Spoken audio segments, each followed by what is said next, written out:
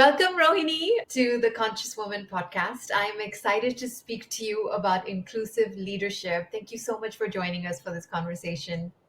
Wonderful to be with you, Bhavna. Great. Rohini, to start us off, I would love for you to share a little bit about your personal journey. Because if there's one thing I know for most diversity and inclusion professionals that I know, and I know this is true for you as well, is there's always a personal story and a passion and purpose that drives a lot of people to come into this work. So I'd love to know what brought you here. Yeah, so terrific. And I'm just really excited to be in conversation with you, particularly because, a shared background in terms of being Indian and Indian women. So I'm excited to share my story. And you're absolutely right. For those that are involved in DEI work, diversity, equity, and inclusion work, it's very personal for them.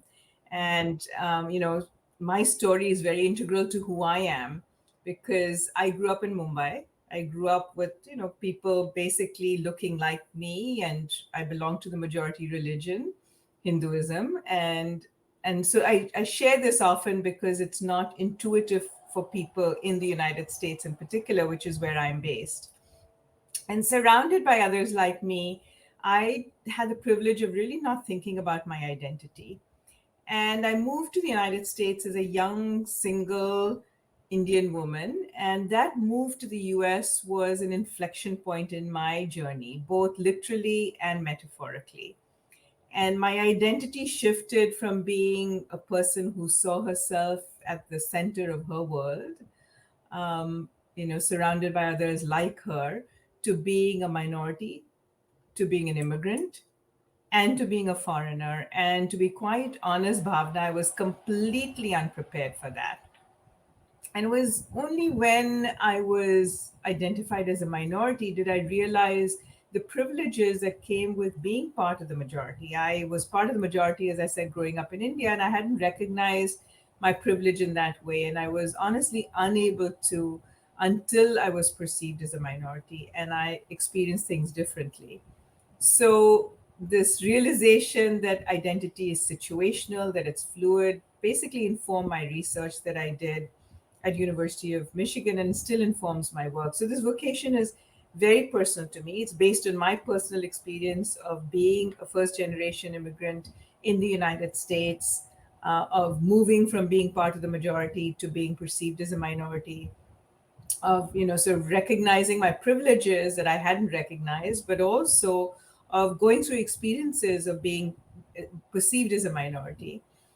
So it's a personal journey. The story is very personal to me, and understanding what it means to be perceived as a minority, as an outsider, is very much at the heart of DI work. So today, I like to say that my vocation and my avocation are perfectly aligned.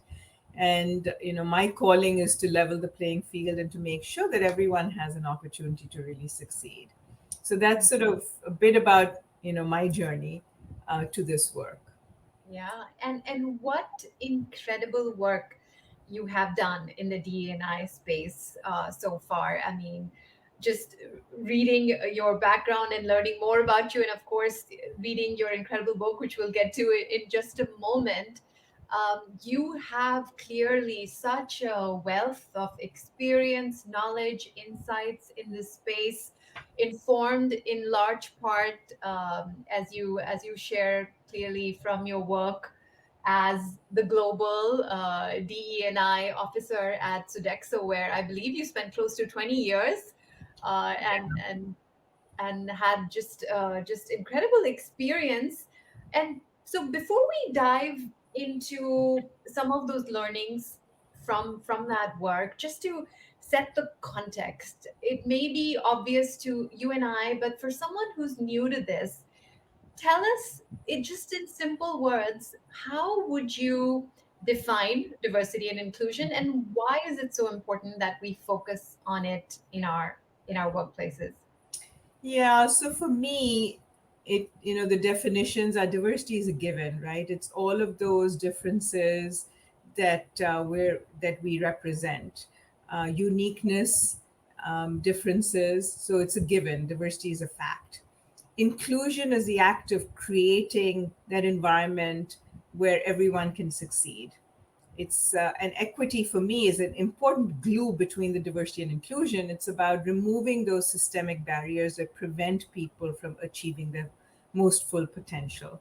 So to me, it's about diversity, equity, and inclusion. Creating, we have diverse workforce, but we have to create that culture where everyone can be successful. And in order to do that, we have to remove those barriers that prevent people from being the best that they can be. And the outcome of that is belonging. So when you feel included, when those systemic barriers have been removed, then you have this sense of belonging. So for some people, and there's sort of all these acronyms, right? DEIB, DEIBA, A standing for accessibility. But for me, it's really about knowing that we want to have, and we do have, a diverse workplace and workforce. We want to create that culture, that act of creating that culture, and then removing those systemic barriers so everyone can be successful and feel a sense of belonging. So inclusion happens when your uniqueness is validated and you have a sense of belonging. So it's this tension between the two. Does that Mhm. help? Yes, absolutely. I think you put it so well. So, Rohini, I'm sure you have gotten this question a million times. So let Mhm. me ask this for a million. And first, the first time, which is the way you just defined the ENI. Any rational person listening to it would absolutely agree with you and say, yes, that's what we need. We need more of that in the workplace. This would help everyone. But yet, when we look at the state of diversity inclusion in the workplace today, Mhm. there's still a lot of work that needs to be done. So why has progress been so slow? What's when you look at your experience, what really emerges as what is the source of friction still? Yeah, so I think there are a couple of things, right? So change really happens at the intersection of systems and people, of processes and people. So you have to impact and change systems to remove those systemic barriers, that remove unconscious bias in those systemic barriers. But you also have to impact people. You have to impact their behaviors, their mindsets, and ultimately their actions. And that's a tough part.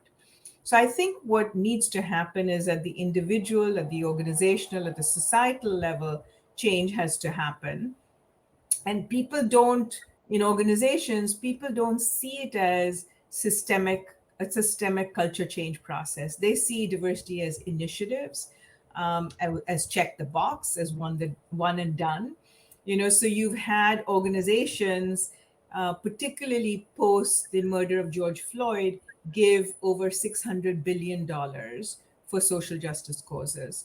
And they've made these lofty statements, and they've hired chief diversity officers, which to me sometimes is the easiest thing to do. These are sort of performative actions, but to move from performative to sustainable, you really have to see this as a systemic culture change effort. And that's what organizations are not necessarily doing. At the individual level, you have to create allies, those that really use their own identities and themselves for the benefit of others. At the organizational level, you really have to make sure that this becomes sort of common practice, that you're creating an inclusive culture, not just when it's breaking news, but it becomes part of everyday behavior and lexicon. And then, I think at the societal level, organizations have to step up and take bold stands.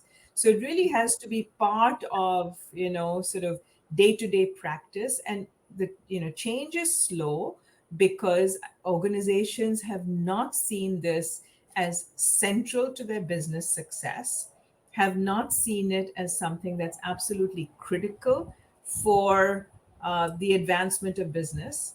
And they've seen it basically as an initiative to check the box. And when that happens, when there's an economic downturn or when there are other business priorities, diversity is the first thing to get jettisoned. And to be honest, it's that very thing that can pull organizations out of, economic slumps or out of a downward spiral, because the data is very clear. The data is clear, and there's been studies done by McKinsey, by Credit Suisse, by Catalyst, by many other organizations that demonstrate very clearly the connection between both gender diversity and ethnic diversity and financial outcomes, positive financial outcomes. There's also clear data that shows the correlation between gender and ethnic diversity and innovation revenue, right? So when you have that inclusive environment, when first of all, when you have diversity, you're better able to meet the needs of a very diverse customer base. And customers and clients today, particularly Gen X, Y, and Z, are looking for organizations that are purpose driven. And these are the organizations that they want to belong to, that they want to basically go to work for. So I think there's a talent argument there as well, in terms of ensuring that you get the best and the brightest talent. So there's a talent argument. There's an argument of when you get that diversity, you're then meeting the needs of your diverse workforce, of the diverse client and customer base. And then there's financial outcomes. That when you have diversity and inclusion, you do get better financial outcomes. You create more shareholder value, and there's more innovation as well when you have an inclusive work environment and people work together. In fact, let me just share with you very quickly. Sodexo did a study, and in this study, we looked at data from 50,000 managers in over 70 different entities around the world.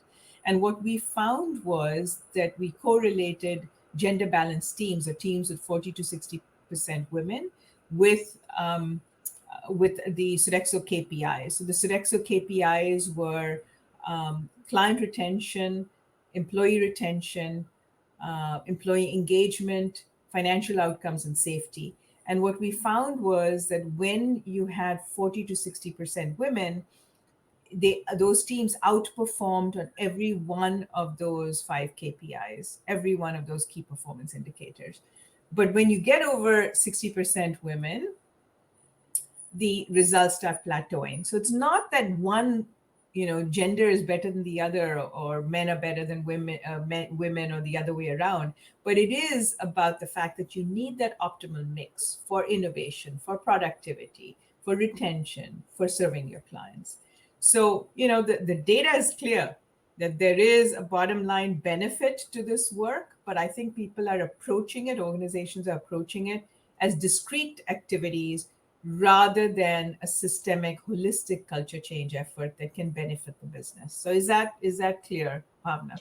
Absolutely, absolutely. And I think what you've just shared really validates the experience of a lot of women that we work with at Shinomics. Our work is on advancing diversity, inclusion, and development Mm-hmm.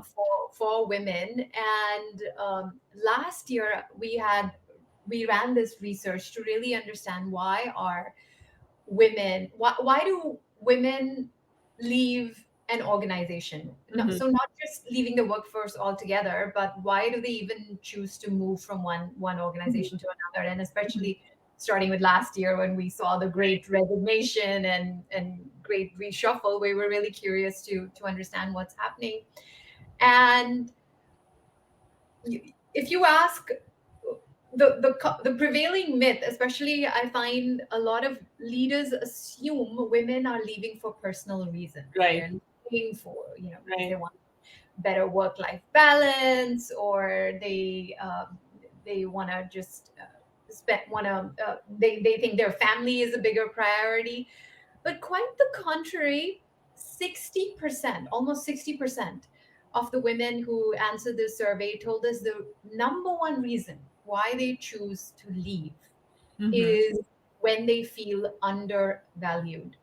Mm-hmm. And I think that just highlights the point you just made, that if organizations are only focusing on those check in the box measures and not really focusing on that culture change where women in this case really truly feel that sense of belonging and really feel included, um, they're not going to be able to hold on to that talent. So Absolutely. Yeah. um, Yeah, so I, I think you're absolutely right, Bhavna, and it mirrors the study that McKinsey did, right, about women leaving the workforce. And in the United States, it was also minorities, people of color. And what they found was, very similar, that the managers thought that women were leaving because of work-life balance, because of benefits, etc. And yes, that mattered. But really, what mattered was that through all this, they didn't feel a sense of belonging, a sense of being included, and therefore, decided to opt out. Now, I mean, we call it the Great Resignation, and now it's sort of, you said, the reshuffle. It's now also being called the Great Attrition, because it's not necessarily that now what's the trend is, it's not that people are just opting out of the workforce, but they're moving, as you said, the reshuffle from one place to another, because when they find that purpose driven organization with a sense of belonging, then they're staying. yes, absolutely. So when it comes to creating these purpose-driven Mhm. organizations, which we know really in the end position themselves well to attract this kind of talent. You've laid out some really powerful principles in your book Mhm. for DE&I professionals as well as leaders broadly to Right. drive and advance an effective agenda. So I'd love for us to one by one go through those principles because I think each of those principles really are highly impactful. So, beginning with the first principle, you talk about really what you want to do is make that global DE&I strategy local. Right. And love for you to share your experience from Sodexo in particular, because I know there one of the things you had to do was to localize that global DNI strategy for the Indian context, for example. So I'd Mhm. love to know how you went about doing that for India and what were some of the learnings that emerged from that. Yeah, so just by way of background on the principles in the book, and you're right. I mean, I do lay it out in the book, leading global diversity, equity, and inclusion. And actually, Bhavna, it's now being printed in India in paperback and is very reasonable by Penguin Random House. So hopefully, your readers will pick it up. But honestly, given the complex and the dynamic nature of this work, there's really no sort of quick checklist or playbook, and honestly, best practices are far from enough. But what I have found is that there's some principles that provide a through line when I did this work. So particularly doing this work globally, and I will share examples from India. So these principles are sort of simple statements, but they include my experience, they include the experiences of other colleagues and successes and anecdotes from my colleagues. They're simple, but they're very disruptive. And they're not sort of designed to provide sort of standards or plug and play templates on what based on what's worked, particularly based on what's worked in the US, because very often that's what happens, that you have US based MNCs, and these sort of things that have worked in the United States and get attempted to be replicated elsewhere in the world. And that's a foundational mistake, to replicate what's worked in one part of the world in another part of the world.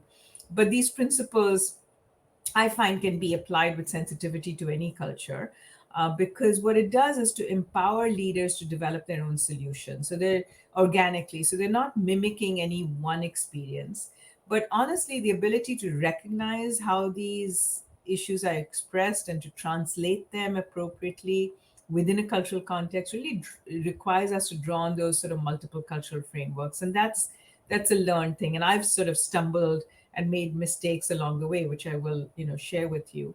Um, but the first principle is, what I call make it local, and you know, global diversity change has to be anchored in an understanding of the local context, has to be informed by the history, the culture, the language, the laws of a place. And we have to consider how identity is defined, expressed, power structures, dominant subordinate groups, which all differ. And understanding that context is the first step in developing strategies to advance underrepresented group. But it doesn't mean accepting the status quo, because you can push for change, Right. but you have to do it in sort of concert with local change agents who can help you to find the right entry points and ensure relevance. So that's sort of a bit about the background. And what I found in doing sort of, localizing the work to India, very often people talk in the US talk about anti-racism work and want to do anti-racism training around the world. Now, what does anti-racism work mean in India? It really does not resonate, right? You have to be able to translate it into the dominant and subordinate groups in India. So you've got to look at religious minorities, you've got to look at caste, you've got to look at people from the Northeast who've encountered a lot of discrimination in India. So that is translating your dominant subordinate groups into the Indian context. Very often I know that I've encountered situations where organizations have used sort of a very Western framework and say, let's say it's a training, and they'll talk about what is what it, talk about your trigger words, and the trigger words they use are trigger words like guns or race. I mean, these are some of the trigger words, or abortion. These are the trigger words that they use. Now in the Indian context, that again really it does not translate. There may be other trigger words. It may be divorce or something else that really does push a button. So I think being able to localize is extremely important. In fact, maybe I'll share a quick story, Bhavna. Yeah. So when and this is a story about my own sort of inadequacies in some senses. So when I started doing this work for Sodexo in India, I went to India, and I was with a group of women, entry level women managers, about 20 of them, and we were talking about sort of advancing their careers at Sodexo, and I started talking about leadership development and mentoring, etc. And I was met with these sort of blank stares, and clearly I was not sort of, there was something that was not resonating. I wasn't connecting with the women, and I thought, growing up in India, I knew the situation. I knew what I went in thinking with these presumptions that I knew what was needed. And then I just stopped and I said to them, I said, what can we do to help advance your careers? What is it that you need? And so one of the women sort of very gingerly raised her hand and said that, look, we live in joint families, and when we go home, we have to take care of the house, the cook the meals, and our mother-in-law gets upset if we're late for an activity or a project that we're doing at work, so we're really not able to do that. And and then of course that sort of got all of the women going, and they shared their own personal stories, which was wonderful. But it was a big eye opener for me, and this speaks to how do you sort of localize the work, because that first principle that I talked about is make it local. And to be honest, I had forgotten about the multi-generational joint family dynamic in India. And I had forgotten about the role of the Indian, because I had lived in the United States for as long as I had. And if I can you imagine others doing this work, particularly from the outside? I've forgotten about the role of the Indian woman as a mother and wife, but also as a daughter-in-law. And in the process, I'd forgotten, my own limitations as a multidimensional being, because I'd focused on one aspect of my shared identity with these women, and I'd overlooked the many differences.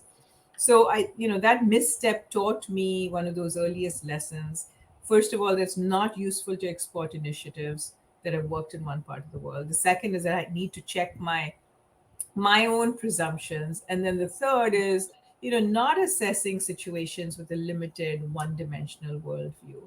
Yes. So I'm curious, Rohini, with the example that you just gave, which is such a great example of how the reality for women in India is different from their counterparts in US and elsewhere, in the sense that they are managing multiple responsibilities. So at a practical level, what is, as a D&I leader, or a business leader, how, what what would it entail to create an inclusive environment, keeping that in mind? Yeah, I think basically what you need to do is, this is not about fixing women, okay? Hmm. It's Yeah. not about, it's about basically fixing the environment, the culture. And in order to do that, the people who are in power are still men. So you've got to bring male allies along. You've got to be able to really sort of show them the benefit that it has to the organization, to the culture, to them personally. And that takes multiple strategies. It might be, demonstrating the business case. At Sodexo, for instance, there was a lot of work that we did where ultimately, diversity became a differentiator and a competitive advantage Mhm. that really allowed Sodexo India to get and keep clients. So what happened was that everything. So this is a very, Sodexo is a food and facilities management company. It's a very commoditized business, but the one sort of, and it's a commoditized business, and it's also a business where, food and facilities management gets delegated to someone fairly junior in an MNC for instance. But diversity and inclusion is a C-suite issue, right? So when you connect top to top on diversity, Mhm. it creates a whole different relationship.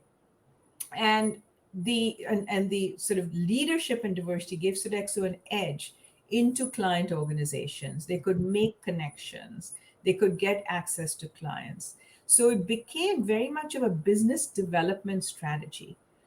So you've got to be able to figure out what is it. And once it becomes that, the CEO has to talk about it. Once the CEO talks publicly about it, they have to deliver on it. So it becomes this, virtuous cycle, if you will. So you've got to really figure out what that trigger is to help you to get male allies. It may be the business case, it may be the data, it may be, in my experience, it often is something very, very personal that brings leaders along. Can I just share one story with you, Bhavna, which is it's not a story from India. It's actually a leader from Europe, but I think it could translate. Um, so this particular leader, he was, on the sidelines, quite resistant. And so, I had to figure out a way to bring him along. And I knew that he wanted to network with other CEOs. So I got him involved in a cross company mentoring program. And he mentored a woman from a different company. And this woman, they built a very trusting relationship. She shared her experiences of being marginalized, of being the only woman, etc. And then she got laid off. So she shared with him her experiences of being laid off and how unfair it was. So he came to me after that and he said, he said that I can't believe that women go through these experiences in the workplace. I don't want anyone in my organization to go through this experience. And he said, if you had told me, if someone had said a woman got laid off, I would have said, well, those are the breaks of the game. But he had built this trusting relationship. He realized that what she went through was really unfair. So he said, I want every one of my 12 direct reports to mentor a woman, and they were all men, to mentor a woman from a different part of the company. So each of them mentored, quotes unquote, sponsored a woman. And of those 12, nine went on to become country leaders, to head up significant, pieces of business. So this sort of allyship. So, you've got Mhm. to bring people along in some way. You've got to bring men along. Once they're there, now this CEO has left Sodexo, or this, he was not a CEO, he was a business leader in Europe. He's left Sodexo. He's now CEO of a large organization in Europe. And he's brought me in to help him with changing the culture in this very large organization. So it has this sort of ripple effect of allyship, but you've got to be able to figure out how to bring men along because they're still the ones in power. And that is really what helps to change the culture. It's almost like you're using power to disrupt power, if you will. Yes. So, I think I know this was a long winded answer to your question, but your question was, how do you shift, Yeah. um, things? And I think, you've got to really include men in the solution because they're part of the problem. Absolutely, absolutely. And I think this that also leads us to principle two, where you talk about how leaders, exactly as you just said, leaders have to disrupt themselves. and Right. transform themselves almost to be able to lead this kind of change. And in fact, actually, in the book, you have some great examples from India as well. Of there was this one example you Yeah. shared of Sodexo CEO in India who had a similar personal change story. And I think, to your point, yes, we need more male allies. And to the extent we can, yeah, we can win them over, because otherwise it's going to be very difficult to advance this, especially from a gender diversity and inclusion perspective, because if we only have women helping women, progress is going to be That's right. painfully slow. So in your experience, and you've had such fantastic experience in this space, what's been one of among the most impactful strategies that you've been able to use to influence leaders or male allies to come around and become proponents and champions of this kind of change? Yeah, I mean, I think you're right, Bhavna. I think that, essentially when leaders embrace diversity with this sort of authentic purpose and passion, the organization goes from what I call performative action to really sustainable progress. But to do that, leaders have to internalize the benefit of diversity, equity, and inclusion. And that does, as you said, require a disruption of their worldview. And it takes sometimes a sort of painful process of introspection. And sometimes it happens with data and facts and the business case. But, very often it happens because of, some sort of an experience. Um, Very often it's sort of personal story sharing. But, I mean, you have to be mindful of the toll that it takes. This woman, the story I shared, for her to share her stories, it takes a toll on her to share her lived experiences with someone.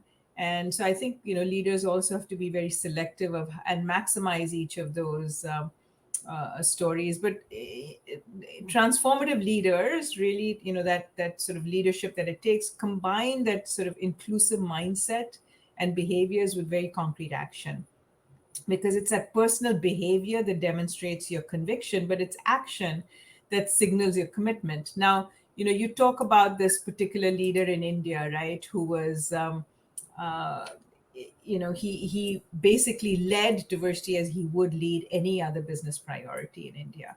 And there were a couple of things that really helped bring him along. So I think you almost have to personalize your strategy. You have to know which leader you're working with. So there are two things that happened. So one of those things was basically that I invited him to join this, women's sort of advisory group. It was an internal advisory group at Sodexo called So Together. And he was maybe one of three men in that group. And these were very, very senior level women. And, so for him, the experience of coming from India, being one of the only men, probably was, apart from me, the only Indian in that group. And it, a group of very senior leaders. And for the first time, he was very conscious of, being a male, particularly being a male, because he had been in environments where he was the only Indian. But so that was quite an experience for him. And he he said, I realize what it feels like for only women, and how difficult it is to speak up and to express yourself. Um, and then when he would go back to India, he went back really charged, and he would, do a lot of work. So that particular experience, but also what he saw was we would host these meetings in different cities around the world. And in conjunction with the business meeting we had with this group, we'd also invite clients and other managers to, to attend an evening reception. And he saw how this particular topic was galvanizing the clients, how it was engaging the clients. And he started replicating that when he went back to India. So there was, two things: his experience of being a minority, of being the only, right, and what that did. So it was sort of a deep disruptive experience for him. The second was the business benefit. He saw that and was able to replicate it. But then he shared with me also his own personal, when he talked um, in public, he talked about the client benefit. And that's what he would, speak about all the time, is the benefit that he got, as a, um, that the business benefit that he got. But the third thing that happened was that, he shared with me that he had moved to London for business reasons, and his wife had given up her job and had to move with him. And he didn't realize the toll that it took on her, because he was away at work. She was not working at that time because she was not able to, and just had given up her career to follow him.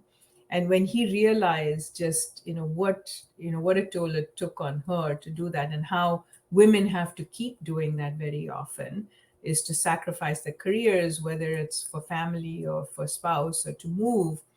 He then went back to India and allowed her career to lead. But it was that experience and what he heard from her about being a woman in the workplace, particularly after she had had a child, and her experiences in India in that situation, and the sort of assumptions that were made, that now that she had a family, she was not committed, and statements. Not these are not her statements. I'm saying generally women hear statements. If they leave early, it is, oh, they're not committed to their work. They're just interested in family, and therefore they're leaving early. If the women leave late from work, it is, what kind of a woman is she? She's not committed to her family and she's staying late at work. So it's, a no-win situation either way, with double standards that are used for women. You never hear those statements used for men.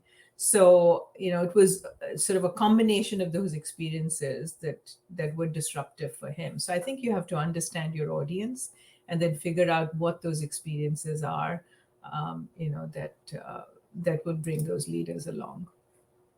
Oh, yeah, absolutely. Maybe that's what we need more of. We need more male allies actually with vulnerability sharing their stories, because nothing moves hearts more than stories do. So Absolutely. Yeah, so and I think you're right, Bhavna. It's with vulnerability sharing those stories, because I think if you have the courage to go through the experience and then share that experience, it does create this, and that takes authenticity and it takes vulnerability to do that. yeah, Absolutely. yeah. Rohini, can you take us through the remaining three principles that you also highlight, because I think those are very powerful as well. Yeah, so very, very briefly, Bhavna, the third principle is what I call, and it's good business too. And it's quite clear that without a compelling reason for change, 70% of change efforts fail. But Mhm. in an organization, DEI cannot be siloed or bolted on. It has to be congruent with the organization's purpose and how business is done.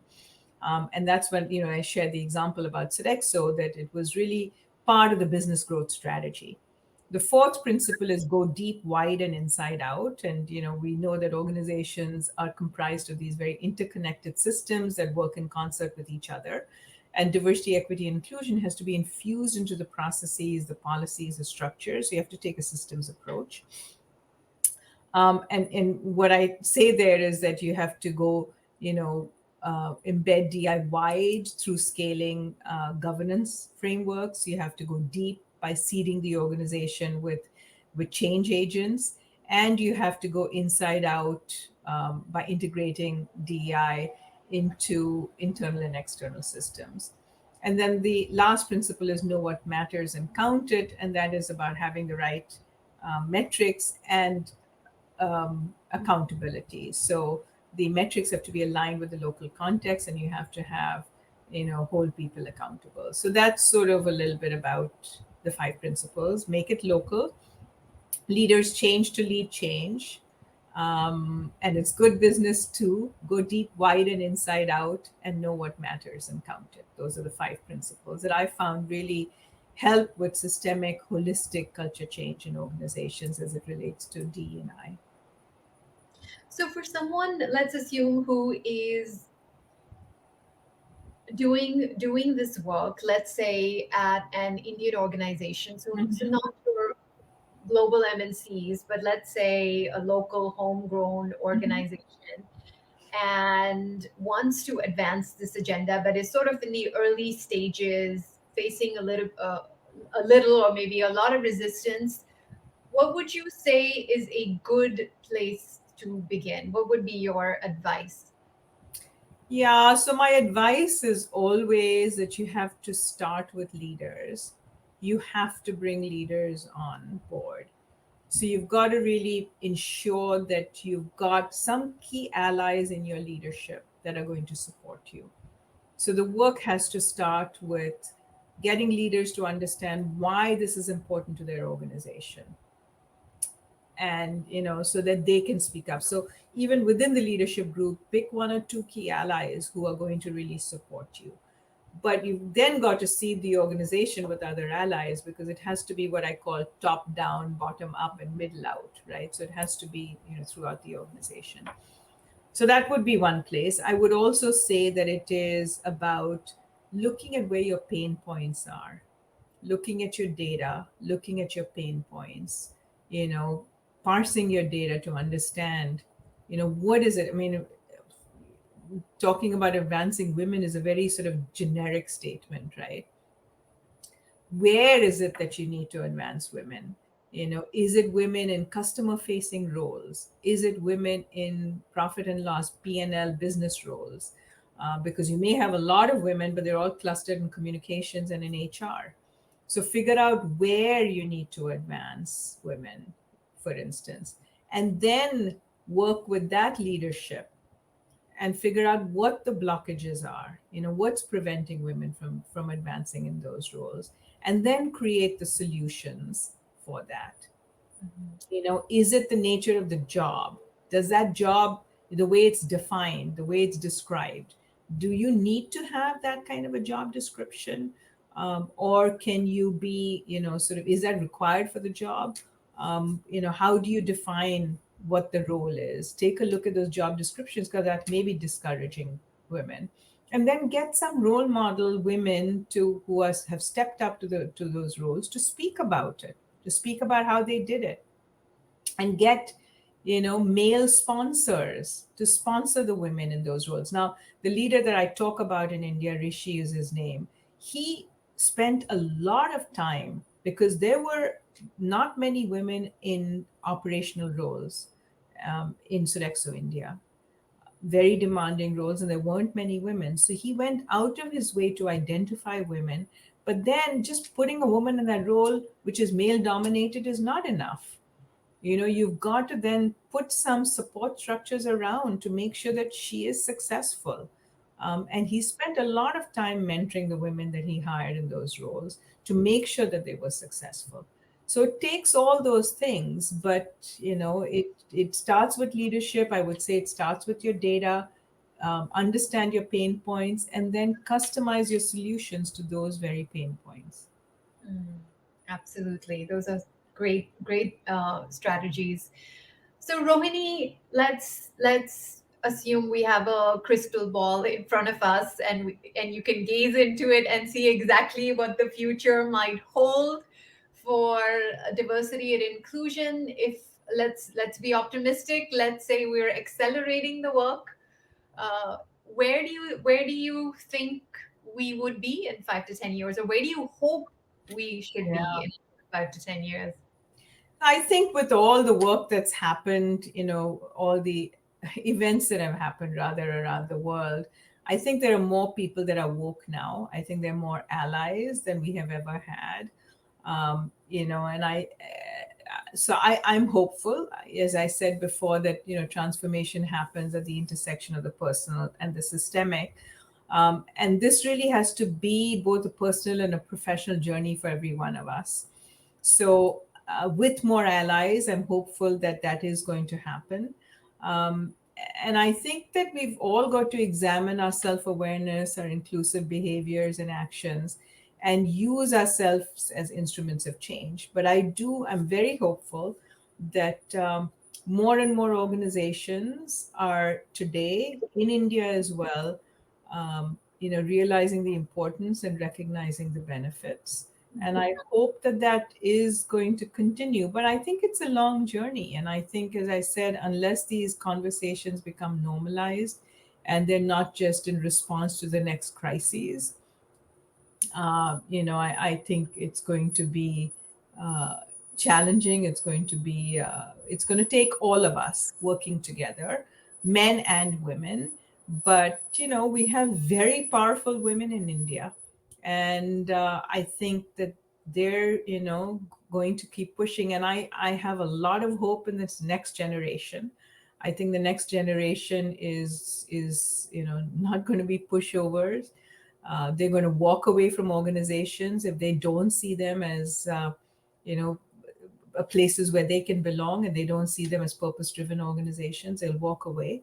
So I think for all those reasons, I'm hopeful. I'm hopeful, in women in India. I'm hopeful with the next generation. I'm hopeful with male allies, but it's going to take all of us working together to bring about that change. Great, fantastic. I love that you're so optimistic. I'll borrow some of that optimism from you. Rohini, last question before I let you go. One of the reasons why we call this the Conscious Woman podcast is because to drive the kind of change that you just spoke of, as you rightly said, we all need to practice self-awareness and live and lead consciously with a certain set of values that will really help us bring about the kind of change we want to see in the world. So I'm curious, Rohini, what would you say are some of the values you're consciously practicing in your work, in your life, that are important to you? Yeah, I think for me, the values that I'm consciously practicing are making a difference, having an impact. Obviously, for me, fairness, equity are extremely important. And I think reaching back and giving back, lifting other women up, ensuring that I've had opportunities, but it's my responsibility to lift others as I climb. So I think it's really important that we do support others and help them to grow, because that to me is a very, very core value. So those would be my values that I live by. Great, beautiful. And if other people want to support you, where can they find you, or how can they support the incredible work you're doing? Yeah, thanks for that question, Bhavna. I think folks can go on my website www.rohinianand.com, and there's a lot of information there. A lot of these, the podcasts and resources and articles are all there. Blogs, you can access those. There's also information for ordering my book, Leading Global Diversity, Equity, and Inclusion, and it's available on Penguin Random House in India in paperback. So feel free to pick that up, because there's a lot of stories, Bhavna, as you mentioned, from India as well in the book. And I would just say to folks, keep doing the incredible work that you're doing, because we need everyone to really speak up and step out and make a difference. Absolutely. Rohini, thank you so much for making time to have this conversation with us today. I think you've left us with so many practical and actionable insights that we can all use to bring about change at an individual, systemic, collective level as well. So thank you so much, and wish you all the best as you go on to do incredible work in advancing diversity, equity, and inclusion globally. Thanks, Bhavna. It was a wonderful conversation. Thank you. Thank you.